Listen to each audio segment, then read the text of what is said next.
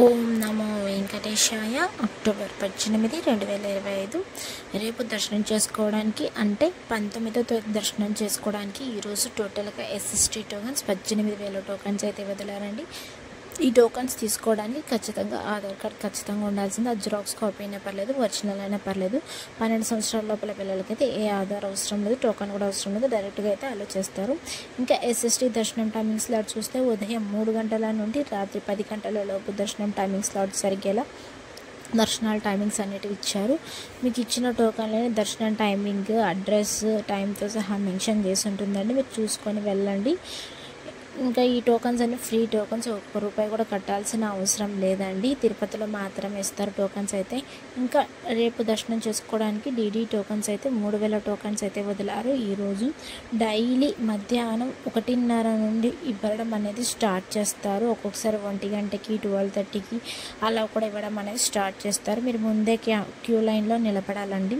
ఇంకా DD tokens దర్శనం timings lot చూస్తే మధ్యాహ్నం 12 గంటల నుండి మధ్యాహ్నం 3 గంటల లోపు దర్శనం జరిగేలా టోకన్స్ అనేటివి ఇచ్చారు.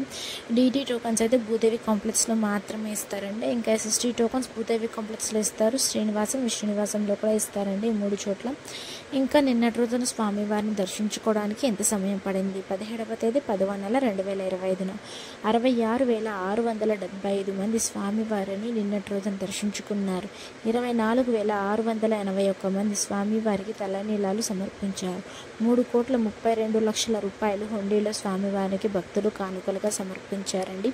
అలానే దర్శనం సమయం ఎంత సమయం పడింది? స్వామివారిని దర్శనం చేసుకోవడానికి సర్వదర్శనం వెళ్ళే వాళ్ళకి, టోకన్స్ తీసుకొని వెళ్ళే వాళ్ళకి, ₹300 దర్శనం వెళ్ళే వాళ్ళకైతే, ఇంకా నేరుగా సర్వదర్శనం వెళ్ళిన వాళ్ళకైతే నిన్నటి రోజున 12 గంటల సమయం అయితే పడింది.